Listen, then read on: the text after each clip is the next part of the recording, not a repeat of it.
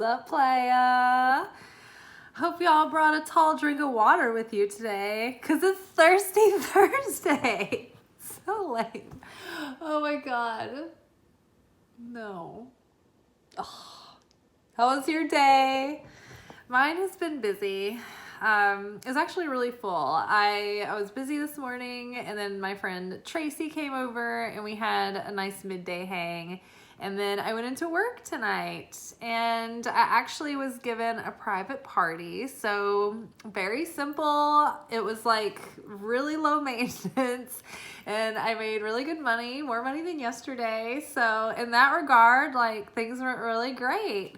I was a little emotionally vulnerable earlier in the day, and a lot of temptations sprung up, and it was really difficult, but I was able to get through the day without slipping. It was hard to resist the temptations that arose, but I managed. Sorry, I just saw the moon out the window, and like, if I go out the back door, the moon is out back, but if I go out the front door, it's out front. It's really weird. I don't know. My street is really weird like that. I don't want to go into it right now.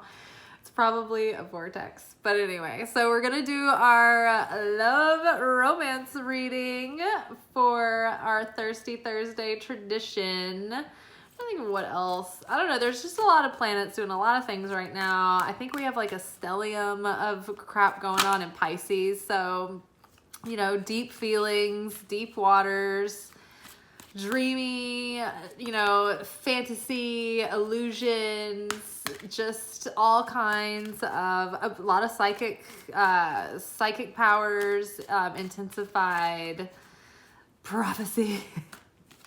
What else? Creativity, intuitive hits. Intuition's very strong right now. So if you've been feeling like, I don't know, all over the map, you're not alone. You're not crazy. You're not weird. It's like our astro weather right now. It's crazy. All right. So what do we need to know to help us find out what's good? We want to know what's good. We want to do our best to have a good love life, or a love life. Yeah, my party was like a bunch of dudes, something to do with like Vanderbilt, and like the one guy was like paying the check at the end. I guess I had a fun time. I don't know. I gave him his copy of the check, and he like gave me a hug, and I was like, I guess this is extra tip. I enjoyed it. I hadn't had a hug in a minute, so I don't know. I guess it doesn't really matter if he was pervert on me, because I might have been pervert on him back. Like, I'll take your hug. I'll perv back. I will perv harder, sir. Ay. All right, what should we do to, I don't know, expand our hearts, heal our hearts, open ourselves up to great loving and romantic opportunities? How do we avoid our negative patterning and our usual pitfalls and self-defeatism? What is our advice? I want 4 cards from the Romance Angels. Ooh. It is safe for you to love. Sometimes it doesn't feel like it.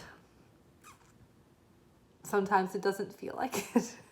But apparently it is safe.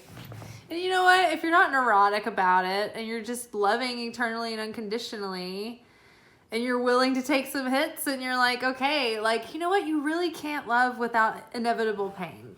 It doesn't matter if it's rejection. It doesn't matter if the whole thing implodes and falls apart in the end. Or someone, you know, it just fades away and it just kind of goes stale and dissipates. Or somebody's going to die, right? Love is pain. And so there's always this dynamic, this juxtaposition, this preoccupation between pleasure and pain. And I think that the less that we're worried about feeling pain, the more we can feel the pleasure, because we're willing to feel the depths of both. Soulmate! So maybe when we're willing to feel safe, the more safe we feel, the more willing we are to risk it, the more open we are, the more likely we are to attract what is truly in resonance with us. I think that this is always true when we're connecting to our heart and we're, you know, doing the things in life that light us up, and we're really being our true selves, and we're not trying to be what we're not. We're not trying to people please or, you know, settle for less. We're just like unapologetically like, this is me, this is what I want, this is who I am, like this is how I am. Like that's when the person can find you or recognize you, because they can see you for who you really are. If you are not being like your true authentic self, then other people don't know you. They don't know the real you to love. So you have to kind of like open yourself up and put yourself out there, and sometimes it's a yay and sometimes it's a nay. So you just got to take that risk, but you got to keep on trying and keep staying open if you want to call in the soulmate. You just have to stay in that open space and just know that you already are with your soulmate, even if you don't physically have them in your life yet. If you don't know who they are, if you haven't met them on a soul level, like your souls know each other and you're connected to some degree already. I mean, time really doesn't exist. Time and space are just an illusion on this earth. And so there's just this kind of perpetual now beyond the physical. So your soul knows your soulmate, and at some point you've already known each other outside of this body, and you will know each other again. It's just try to relax into that knowing. And like we've been talking about recently, like if something is really meant for you, it's not going to pass you by. And the only, like, you have like this whole vortex of everything that is meant for you, and you just have to recognize that it's already yours. And yeah, don't reach for things that aren't yours. If you know something doesn't match you, then trying to push a peg in a hole that doesn't fit, that's kind of bad example for the love reading, but trying to fit a peg in a hole that doesn't fit is going to cause chaos. So yeah, yes, the soulmate is circling the runway. They're maybe close by. So the more relaxed and safe you feel, the more, I guess, your vibration will be less erratic and jarring. And someone can like get into that groove with you. Reconciliation. I love this. These people are so enraptured, like up in the clouds with her puff sleeves. This is like the cheesiest extreme. Someone from your past is returning to your life.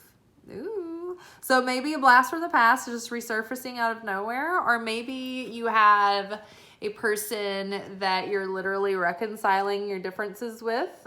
Maybe you're trying it again, you know, giving it a second shot.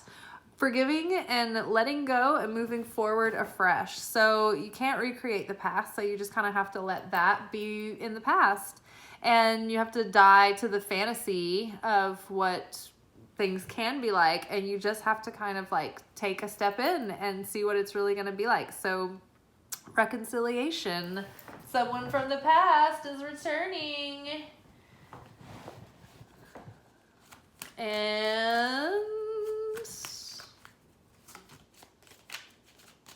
see what our fourth card is.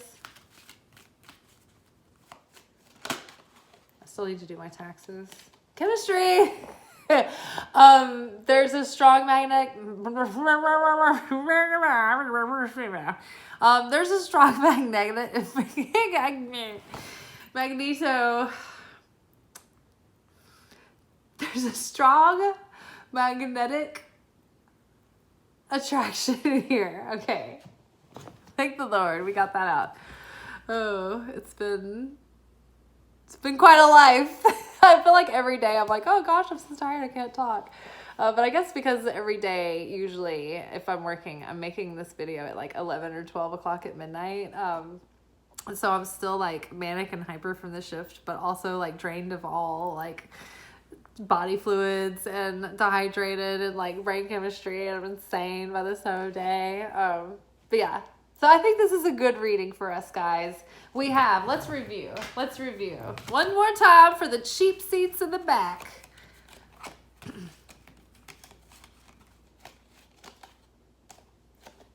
Okay. Safe for us to love. Open your heart to give and receive the highest energy of all. Soulmate. Yes, this is your soulmate. This card has come up a lot, so there's some significance here regardless. So something to be explored. And you know what, too? Soulmates, like the opinion Kabbalah has about soulmates is that you can have, many people can be your soulmate. It's a matter of, are you pushing each other to grow? Are you learning from one another? Kabbalah believes that whoever you're with in the moment is your soulmate, because that's who's your teacher. That's who is the person that you guys are giving and exchanging with each other. You're teaching each other and you're growing together. So Kabbalah always believes that whoever you're with in that moment is your soulmate. In fact, if you are in a relationship or there's a person where you're like, I don't know if like I'm supposed to be with this person or not. Like, is this my soulmate? Is it not? Is this the right person for me? Or do we have any more like unfinished business? Kabbalah teaches that if you just like double down on your own self-work, that if the person is like really truly meant to be in your life for longer, then they will have a spontaneous up level with you, or they will leave your life. And I've actually had that happen, so I believe that to be true. Or at least it seemed like that's what was happening, that the person, like, we just weren't going to go in the same direction, and so we just like parted ways. And I didn't know, how to make the decision about the relationship, and so I doubled down on the self-work, and then it just kind of like resolved itself. Although sometimes I think that we are being asked to make a decisive decision and make that move and execute it, because what's being asked of us is to overcome our fears of having to live with the consequences of our choices, because that's the scariest part about making a choice. It's like, oh, this could be great, or it could be not great.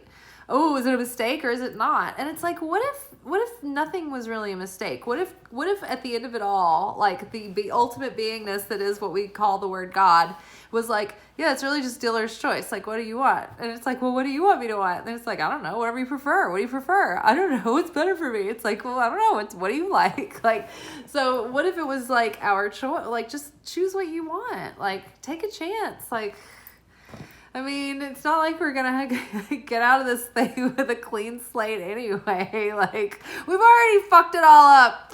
All right. And then reconciliation. Someone from your past is returning to your life.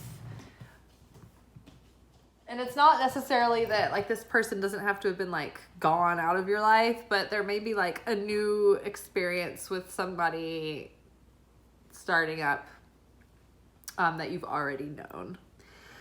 And yes, chemistry, there's a strong attraction here. So, sounds promising, despite what appearances might have been for you lately. I feel good about that. Y'all want to do one straightforward oracle and see what it's got to say? Let's do that. Let's see what the straightforward oracle says. Lately, it's been so straightforward that it's nothing we don't know. It's just like, like you just pulled a card. You are fretting. What is this? Oh, you are in scarcity mode. Fretting's cousin. So yeah, you're just focused on the not having. So basically the last couple of days have been 9 of Cups reversed, which is like your wish is delayed because you're kind of being neurotic and you're only noticing like the lack of what you want instead of just either focusing on the having of it or putting your mind on something else completely. So yeah, so basically we're just too focused on like the lack of the wish being fulfilled. So put your mind on something else, get busy doing something fun, do something you enjoy, or take action to relieve the scarcity and get it while it's getting good. All right, you guys, I'm coming unraveled. I'm crazy. I need to go take a shower and then eat and then watch something on TV, veg out, and then try to go to sleep in a hurry so I can do this all again tomorrow, which I'm so excited about. All right, you guys. Je t'aime, mon chers. Bonsoir.